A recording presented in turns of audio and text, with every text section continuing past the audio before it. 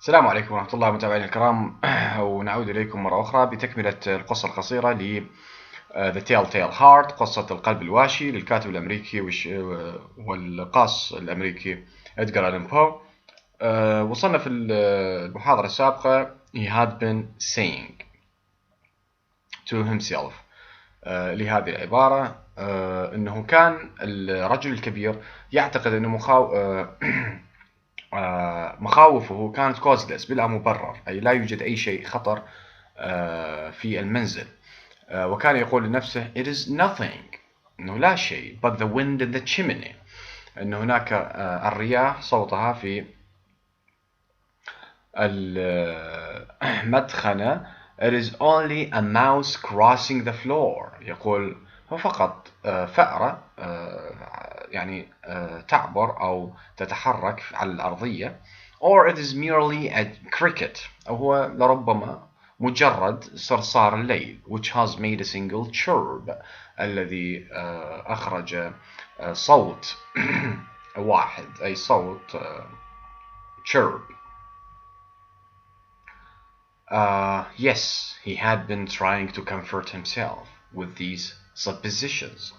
يقول الراوي أنه هذا الرجل الكبير كان يحاول لراحة نفسه comfort himself مع هذه الافتراضات، but he had found all in vain، لكن وجد كل هذه الافتراضات بلا جدوى. in vain أي بلا جدوى.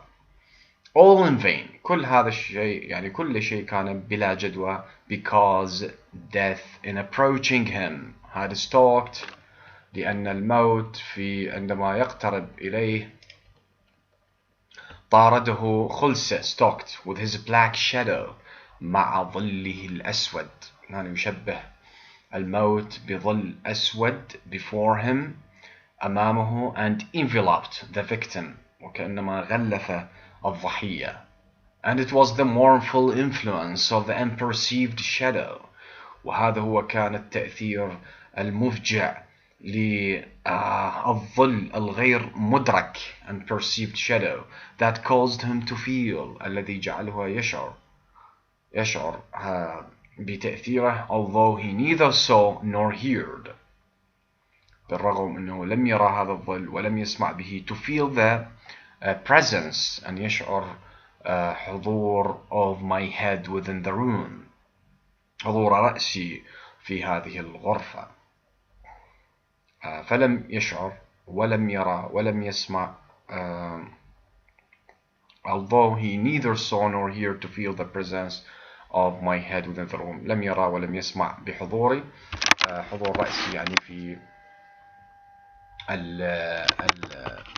هذه الغرفة، لكن يقول لربما يعني شعر بحضوري في هذه الغرفة. perhaps he knew the narrator was there when I had waited a long time، عندما انتظرت لفترة طويلة very patiently بشكل صبور without hearing him lie down، من دون سماعه هل هو تمدد أو لا. I resolved to open a very little crevice in the lantern، قررت أن أفتح شق أو يعني جزء صغير من ضوء الفانوس. so I opened it، فتحت جزء من الفانوس، ضوء الفانوس. you cannot imagine how stealthily يعني لا تستطيع أن تتصور كيف بخلسة. stealthily يعني تفعل شيء بخلسة، أي بسرية وبشكل سريع، ويسمى بخلسة. until at length a single dim ray، إلى أن شعاع باهت dim ray like the thread of the spider، كخيط العنكبوت shot from out the crevice، خرج من هذه الفتحة من الفانوس and fell full upon the vulture eye، وسقط هذا الشعاع والضوء على عين النسر، أي عين الرجل الكبير. it was open wide open and I grew furious as I gazed upon it. يقول فتحت عينه واسعة وأصبحت غاضبا furious as I gazed upon it، عندما حدقت أي نظرت مليا على هذه العين. I saw it with perfect distinctness، رأيت هذه العين بتميز يعني ميزتها أي تمعن فيها. and the dull all a dull blue كانت عين زرقاء with a hideous veil over it وكان غطاء hideous أي خبيث أو شرير over it فوقها that chilled the very marrow in my bones الذي جمد نخاع العظم في داخلي. But I could see nothing else of the old man's face or person. لكن لم أستطع رؤية أنه أي شيء من وجه أو هو شخص الرجل الكبير. For I had directed the ray as if by instinct. لأنه أنا وجهت هذا الشعاع كأنما غرائزيا instinct by instinct precisely upon the damned spot بالتحديد فوق هذه البقعة الملعونة. هنا أيضا رمزية أنه لم يرى الرجل الكبير أو يرى وجهه فقط رأى هذه العين فقط. أنه يقول غرائزيا سقط أنه وجهت الشعاع directed the ray أنا وجهت الشعاع يقول كأنما غرائزيا بشكل دقيق على هذه البقعة أي العين عين الرجل الكبير.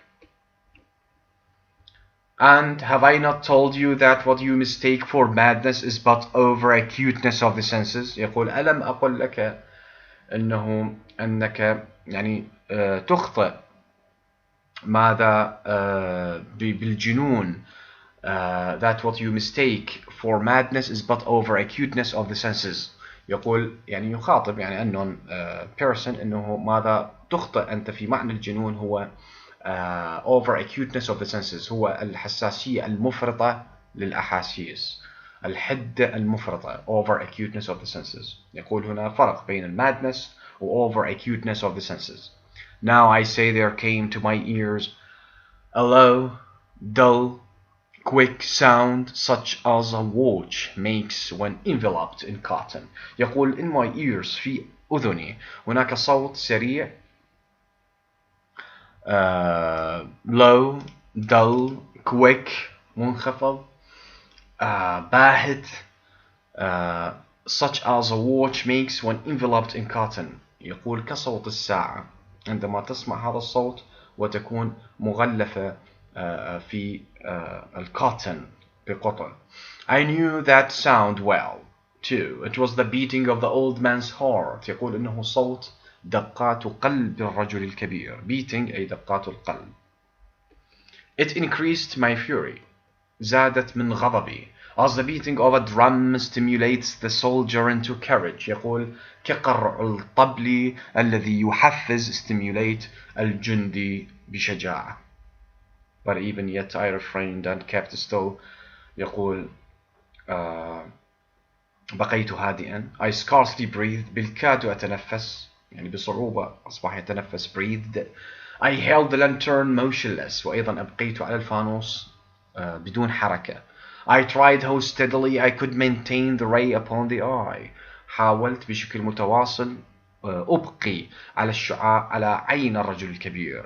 Meantime the hellish tattoo of the heart increased. في تلك الأثناء أو في ذلك الوقت أنه قرع الطبل الجحيمي يعني hellish tattoo of the heart increased. يقول القرع الطبل أي هذا الصوت في أذنه أو الصوت الخارج يعني من القلب أو قلب الرجل الكبير ازداد. It grew quicker and quicker. ازداد سرعة وسرعة and louder and louder every instant. وبشكل عالي أكثر وأكثر في كل لحظة. The old man's terror must have been extreme.